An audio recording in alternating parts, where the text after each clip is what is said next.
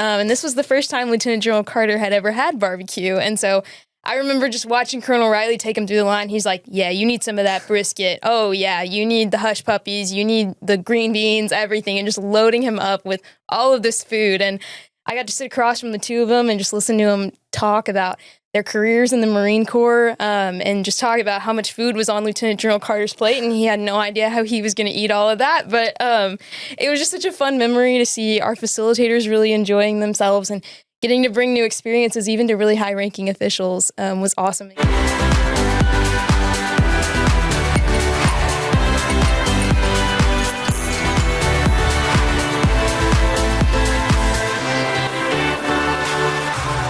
This is On Air with Student Affairs. I'm your host, Elizabeth Drake, and today we are here with some Aggies from MSC SCONA to talk a little bit about Aggies leading in national affairs.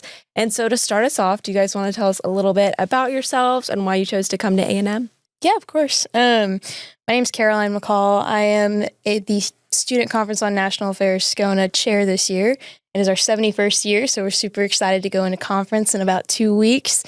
I'm a senior international affairs major over at the Bush School, minoring in Arabic and cybersecurity, so love talking about national security and anything like that. I am the youngest of 4, and all of my siblings came to A&M. Both my parents are Aggies, actually got married on campus, so grew up here in College Station, Bryan area, and I've always wanted to come to A&M and get my ring, which I did last spring. Super excited.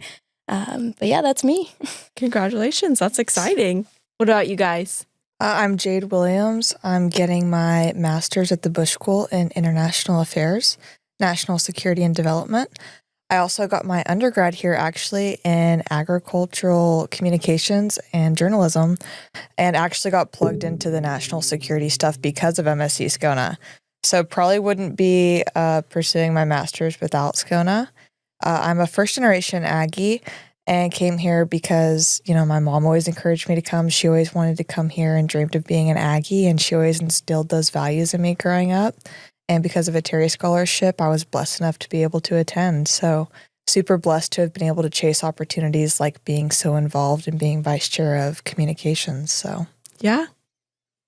My name's Dang Pham. I am serving as the U.S. Army War College Liaison for SCONA this year. I'm an economics undergrad. I'm also pursuing a master's in finance right now. I think part of why I came to A&M is just because I wanted a challenge, just to do something different. And I mean, it is the friendliest campus in America, so kind of want to meet some smiling people. But other than that, what really brought me to SCONA and all of this is just because of a hobby that I had with national security and geopolitics, and I think it's just a natural alignment in my interests. But I definitely been able to meet a lot of great people along the way, and that kept me interested and kept going. So, yeah. So for anyone who doesn't know, could you guys tell us a little bit about the mission of SCONA?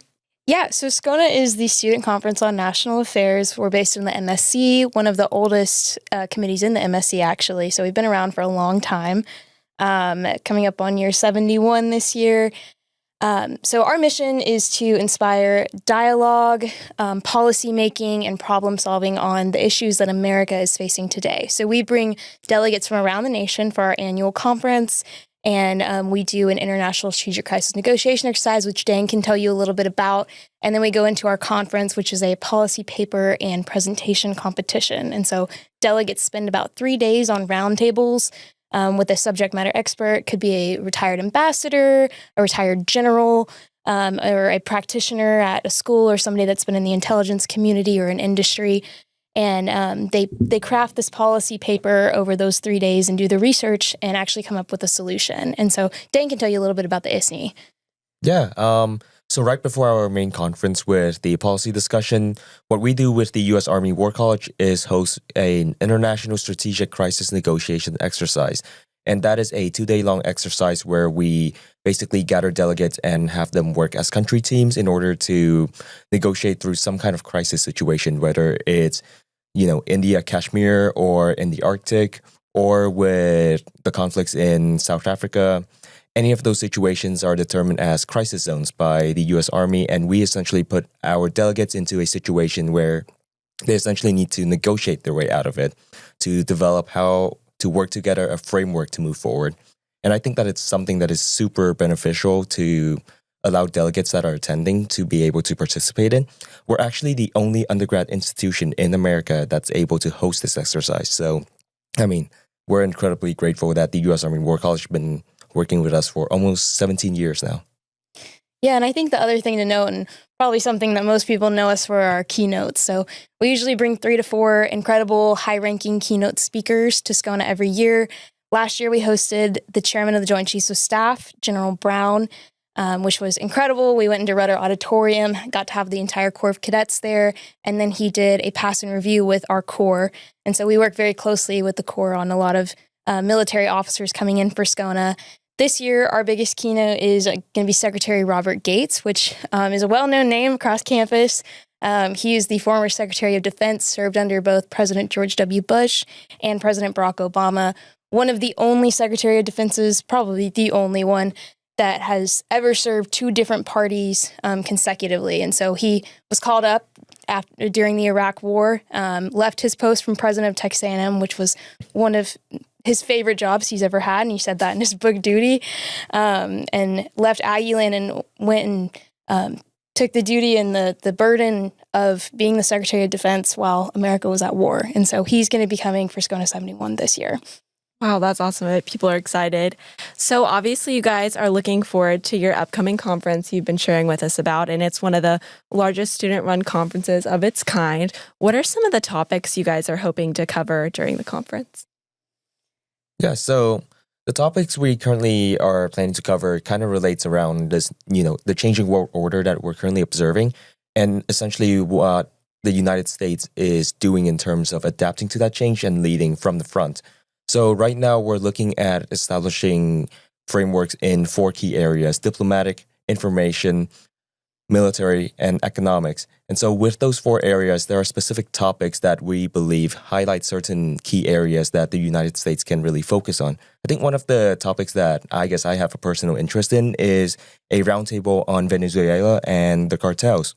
And what's really cool is that we're actually able to have a former U.S. ambassador to Venezuela. He served there from 2007 to 2010, and that's Ambassador Patrick Duddy. He's going to be visiting us for the duration of the conference and be able to share all of his essentially expertise on the region to our delegates. And I mean, especially knowing what's been going on with the region recently, everything that he's able to share with our delegates would really contribute to the conversation and understanding of the geopolitical tensions that's been happening. Over these days, they're also getting to, share different thoughts and opinions with people from other universities, whether it be from the U.S. Air Force Academy or Galveston or, that university in Austin. And so it's a really great time for everyone to come together and not just come together on policy, but come together in friendships. And not only that, but people that are in MSC SCONA also get the opportunity to participate by being a roundtable host. And kind of what that means is being able to help your facilitator throughout the duration of the process and seeing what that means to come together and make a finished product of a policy paper so that when people are leaving MSC SCONA, you have a completed work and something to put on your resume, something to say that, hey, I worked with a team of 8 to 12 on something that I was passionate about, something that I enjoyed. And, so it really gives them a sense of confidence, a sense of completion, and something that you can physically walk away from. And then, of course, on top of that, if you're the person that walks away winning the policy contest, how much more amazing that you stood against, a panel of judges, a panel of your peers, and you're able to say that you walked away victorious from that. So it really is something that overall you're walking away with something that, is, second to none in the nation. So I think it's something that really keeps people coming back again and again. Yeah, so much opportunity for growth and education. That's amazing. Yeah, and if I can maybe just speak to how we settled on our conference topic this year, it's actually a pretty fun story. So our conference topic, as Dang mentioned, is Exercise of Power, American Influence on the Global Stage. Last year, when Chairman Brown came in, we got a chance to ask him some questions backstage after his speech. And I asked him, sir, if you were in my position and next year you were going to help plan a SCONA conference, what topics would you want to focus on? Chairman Brown, highest ranking military member in the world, in charge of the Joint Chiefs and all of American military, which is the most powerful military in the world, something we're very proud of. He said, well, I would start looking at how we're shifting in our instrument's power. And he actually recommended a book called Exercise of Power, written by Secretary Robert Gates, one of the most senior statesmen ever. And we read that book as a committee, started a book club actually, and talked about it at our meetings. And then when it came to the summer and we were beginning to invite keynotes, we reached out to Secretary Gates' staff. And it just so happened that he was going to be in Texas at this time and had this one morning slot that we were hoping he would come speak, which is our first day of conference. And he's going to come talk about his book and his leadership and his experiences and how that's affecting current events. And so it was a really full circle moment. And we actually found out that Chairman Brown had been at the Army-Navy game before that. And he'd gotten a chance to talk to Secretary Gates, and he'd read that book, Exercise of Power. And so it's a really full circle moment to bring Secretary Gates back and get to experience this topic, especially as America's role on the global stage is shifting today. And we're seeing a lot of changes. Yeah, what a great idea, thinking in advance to ask that question behind stage to your speaker. So obviously you guys prepare and think a long ways in advance before the conference. What all goes into putting on an MSC SCONA conference? Every student leader in SCONA has always come through with the next year in mind. Obviously, of course, executing the year that we're in currently, but thinking ahead and having that forward looking has been really important. And we have 11 different subcommittees actually in SCONA. So we, like Jade said, completely student-led, covering from that fundraising and development and alumni relationships to marketing and communications, operations and execution, and then, of course, our programming. And our researchers write 10-page briefs for every single roundtable, and we have 16 roundtables. And so they are hard at work all year long getting those prepared and inviting those subject matter experts looking across the nation at schools and institutions everywhere to find just the right expertise. And so luckily we are in Aggieland, which is an amazing place full of experts in a lot of different fields, which SCONA does cover a lot of different fields. We've had fields related to industry, engineering, finance, economics, intelligence, military, anything you can think of that's relevant to national security today, which is so many things. SCONA dives into that.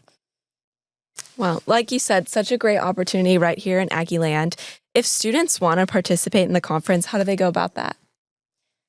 Yeah, so with the current year, we're actually about to close up our registration for the conference in the upcoming few days. And so once that's done, they get tickets, they'll get to experience the entire conference as a whole and see all the amazing speakers and roundtables that we have.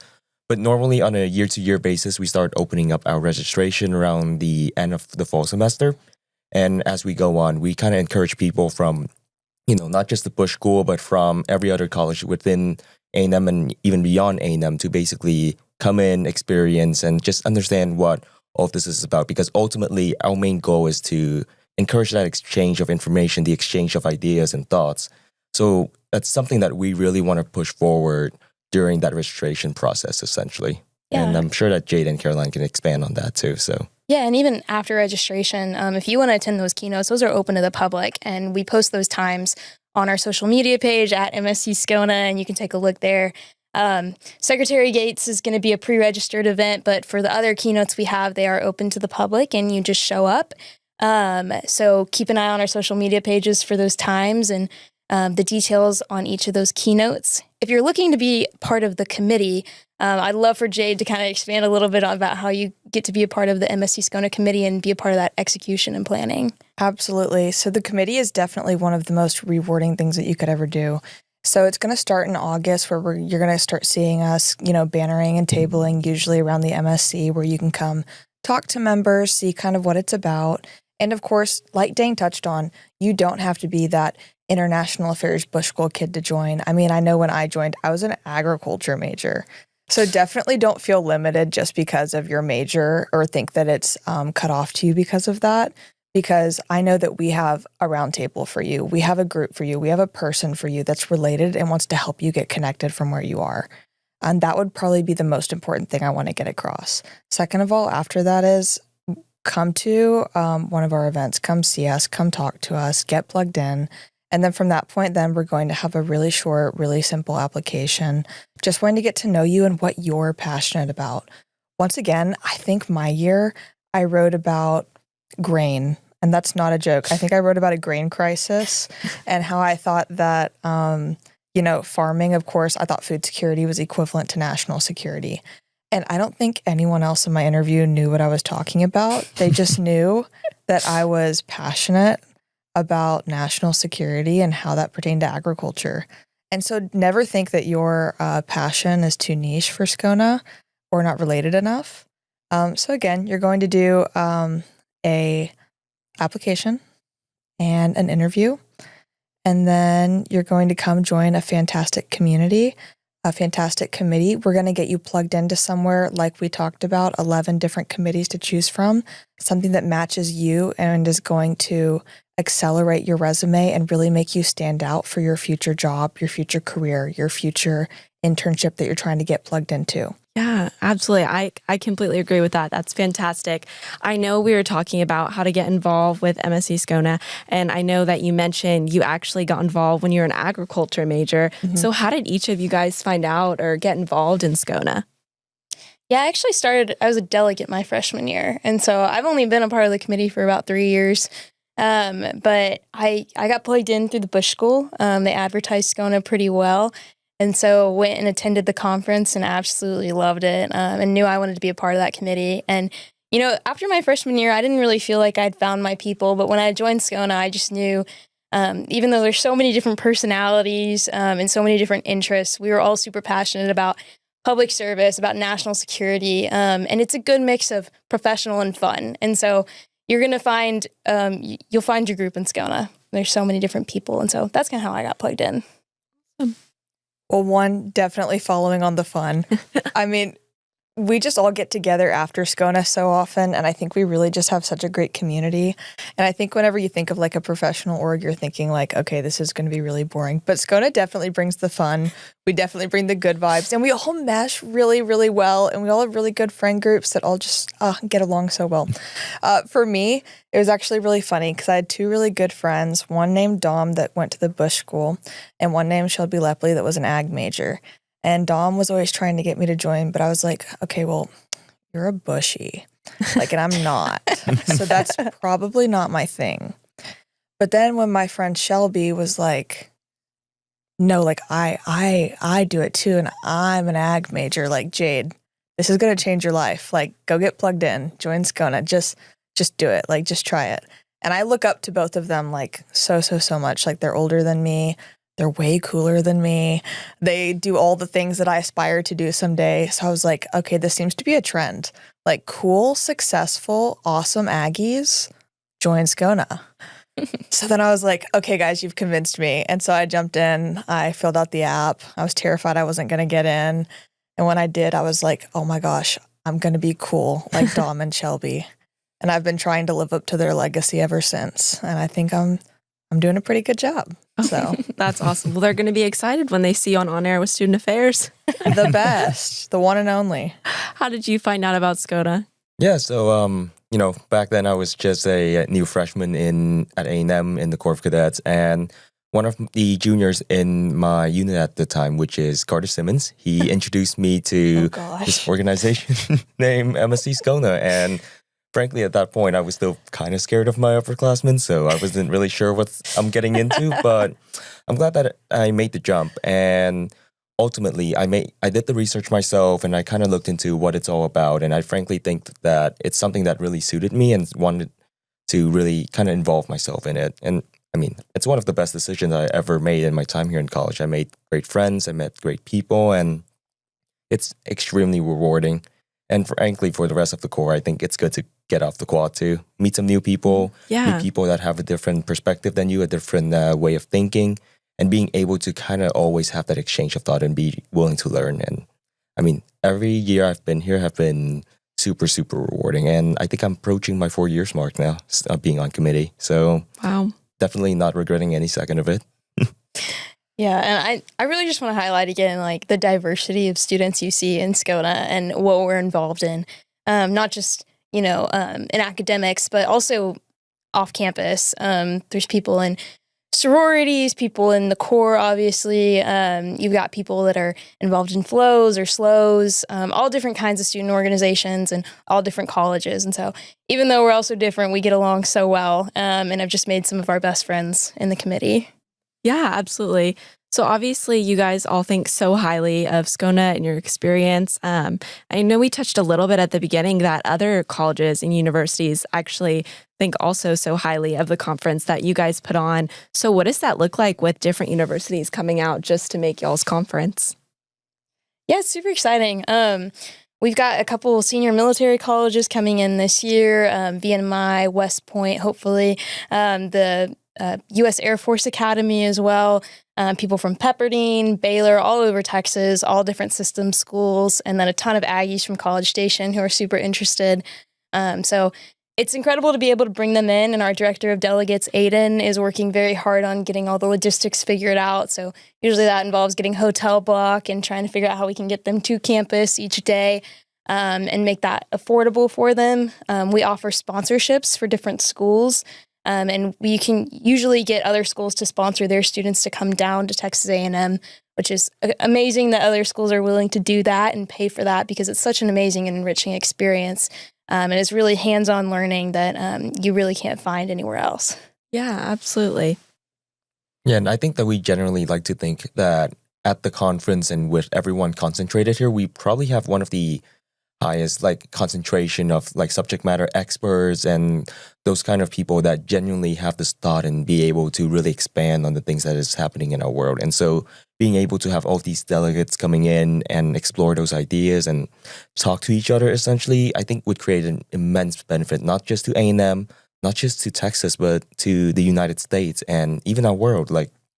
Always having these people that are willing to take on the challenge, use their time in order to spend here at the conference really, really expands your perspective. So yeah. And I mean, not only that, but these facilitators, these experts are here because they genuinely want to invest in these college students' lives. So, I mean, whether it's giving you advice later on, we have a portion where you get to have time to talk to the facilitators, just kind of like a, what do we call it? A facilitator meet and greet. A facilitator meet and greet. Get to network. But anyway, we have this facilitator meet and greet where you just have time to really get to know them. So maybe it's someone that you're not in their round table, but you have a question for them.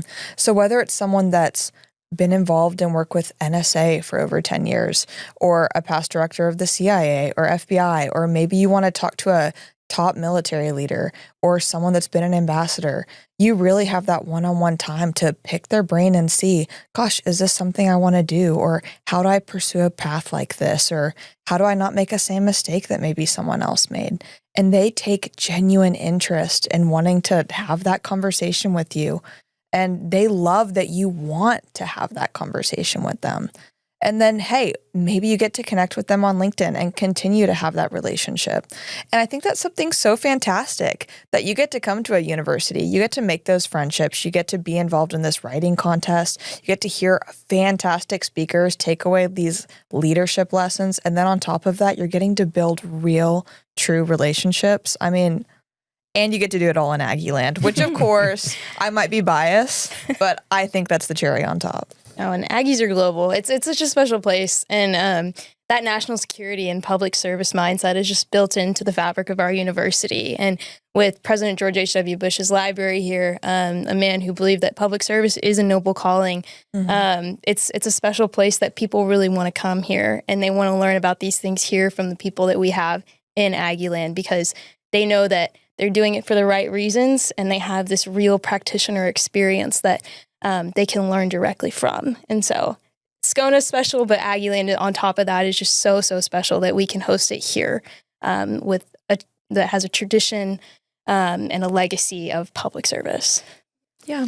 Well, it seems like SCONA has obviously been such a huge part of each of your Aggie experiences. Is there any certain memory in particular that stands out from your time that's really special? I mean, I can start. This one is not something, I guess, super out there, but I think my favorite memory was my sophomore year serving as director of operations. And during the conference, what happens is that things are fast paced, things are moving, and so every single general committee member is expected to help out in any way they can and to really volunteer themselves out. So I very clearly remember there's this image of the Corps commander at the time, Caitlin Walsh. There's an image of her and the 1st Brigade commander at the time, both of them on each end of a backdrop holding it so that our delegates can take the photo because we happen to be missing a leg that day. So I think that's my favorite funny moment from the conference because it genuinely shows that regardless of who you are or what you do, when it's conference, everyone is 110% in. And so that's probably my favorite thing about it.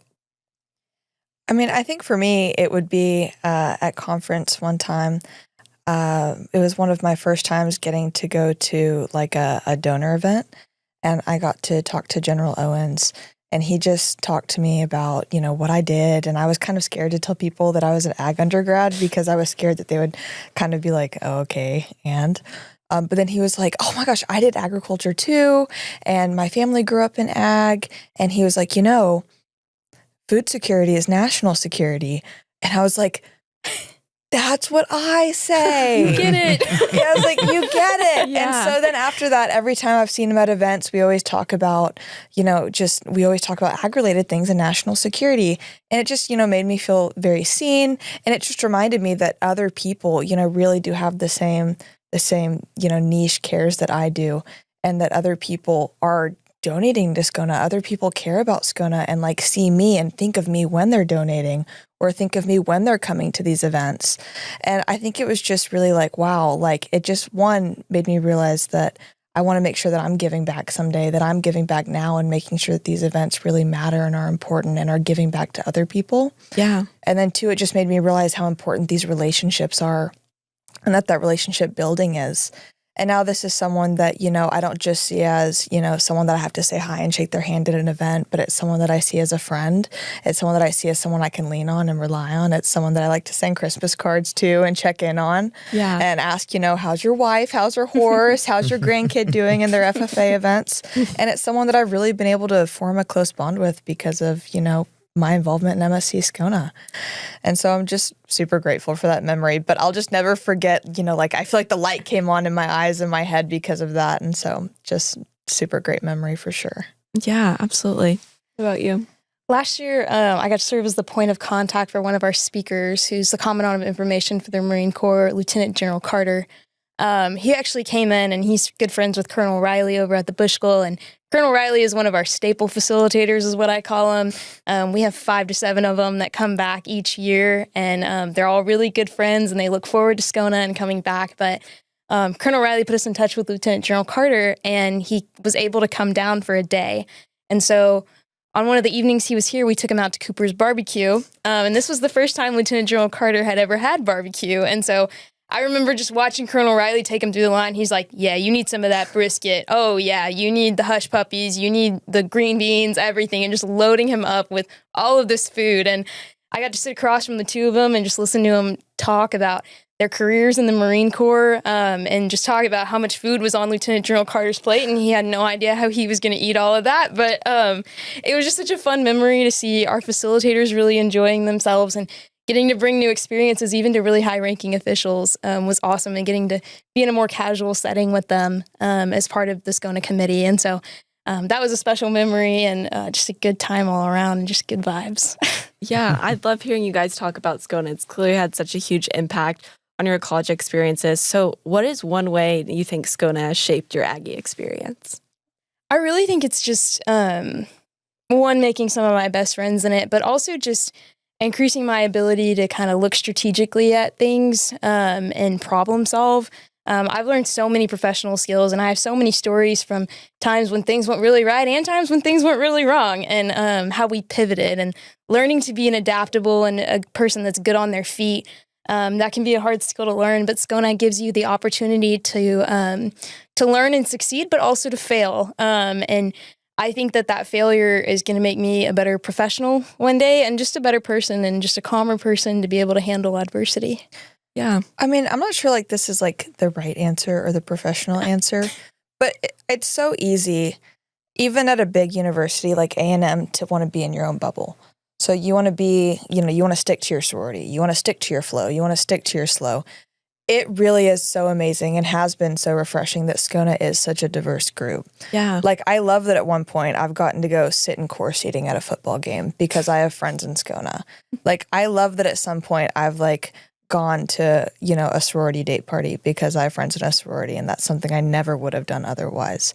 Like, all of these things that I've gotten to do because of SCONA are crazy to me. And it's crazy that we're all combined by this mutual just love of international affairs.